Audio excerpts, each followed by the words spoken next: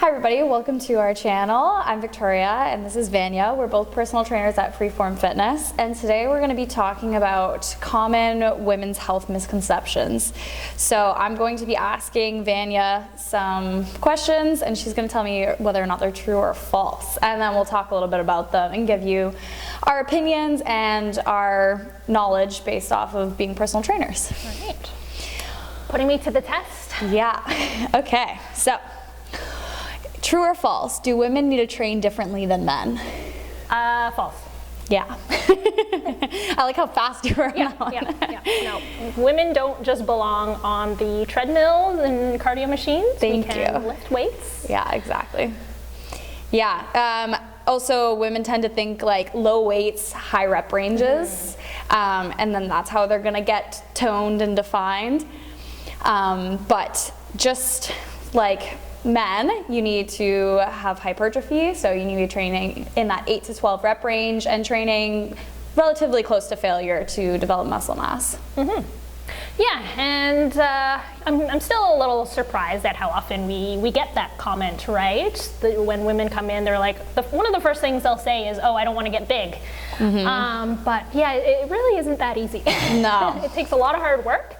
And you also need to be in a caloric surplus as well. So a lot of times women come in wanting to lose weight, right? So yeah, if you're in a caloric deficit, managing your nutrition, and then focusing on getting stronger overall, you won't necessarily turn into the Hulk. Yeah. I mean, bodybuilders train for years, like very intensely, eating lots of protein and eating in a caloric surplus, and they sometimes still even have trouble putting on the muscle mass if they want to. So training a few times a week and eating how you normally eat, you're not going to become the Hulk, like she said.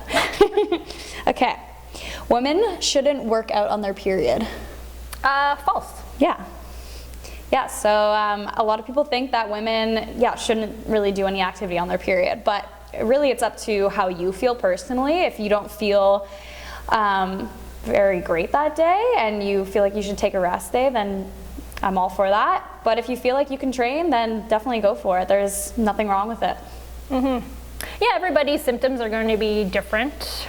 For me, I get like 1 day of low back pain, and that's basically it. And I find that moving helps with that, but I know that some people get much worse symptoms, a lot of cramping, I don't know, what are the symptoms that people get? Yeah, tired. Well, a lot of people feel very fatigued on their period, so, which exercise does help with that.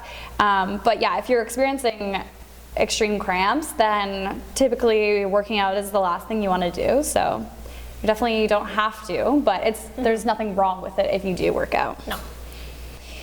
True or false? Women weren't required to be in clinical trials until 1993. I think that's actually true. Yeah. Yeah. So they weren't required to be in studies before 1993 because of their menstrual cycles.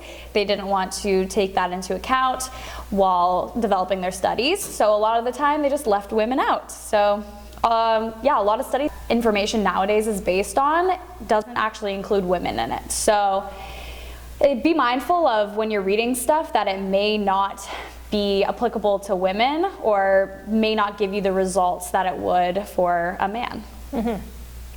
PMS is normal.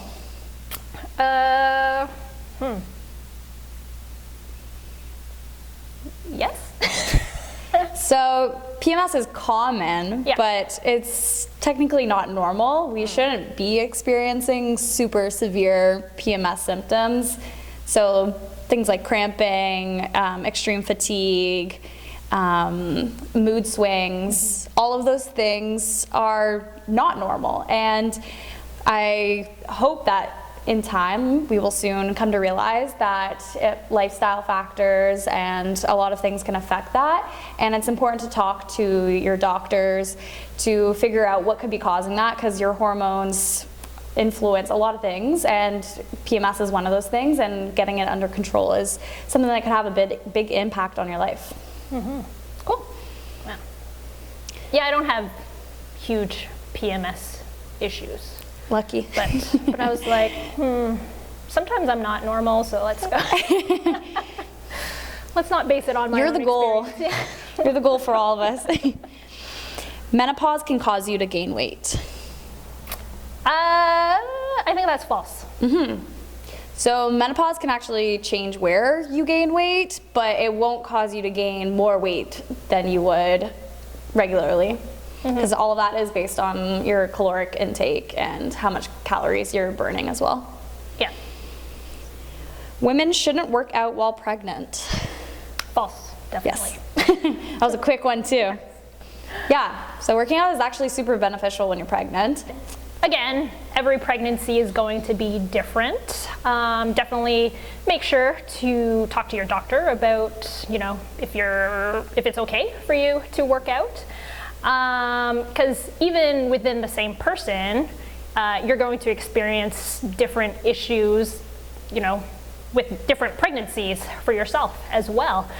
For example, I had a client where I took her through 2 pregnancies. The first one, or it was her second, but the first time I was working with her while she was pregnant. So it was super easy. She was working out until basically the week after, or the week before she gave birth. And then she was back training within about a month. And then her youngest, he was a bit of a problem child. So, already. Yes. So I think she had like Braxton Hicks it started maybe towards the end or halfway through her pregnancy. So she had to stop working out a couple of months before he was due. And then recovery took a little bit longer afterwards as well.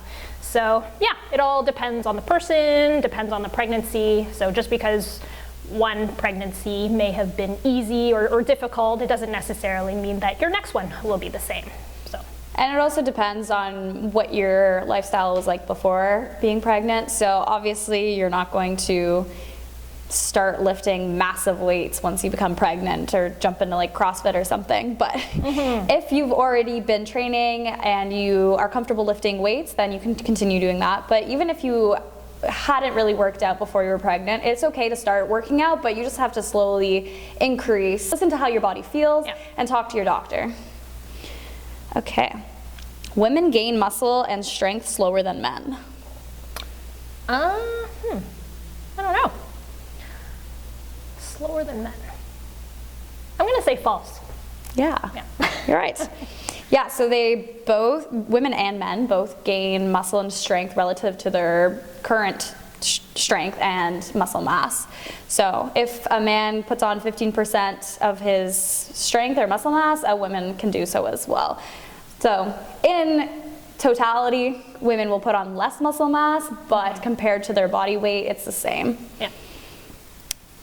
Women have a slower metabolism than men. False. Again, relative to your body weight, women are typically smaller than men, so they require less calories. But overall, relative to their body weight, it's the same. Yeah, so those were all of my true or false questions. All right. Did you get all of them right?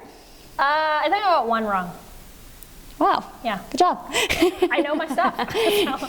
Good. There are a lot of misconceptions about women's health, so it's important to dispel those myths and talk about it, especially within the working out community and talking about weightlifting. I think a lot of women are scared, so it's important to dispel these myths. Yeah, so just strength train, work out, get healthy. Come see us if you want help. Yeah. Thanks again for watching another one of our videos. If you've liked what we've put out so far, please make sure you like this video and subscribe to our channel, because it'll really help us out to reach more people. And yeah, we're just trying to give people good quality information to dispel, sometimes the not so good information that is floating around the internet, social media and all of that. So yeah, we're just trying to be good, credible people that you can trust, and to help as many people as we can. So thanks again for watching, and we'll see you in the next one.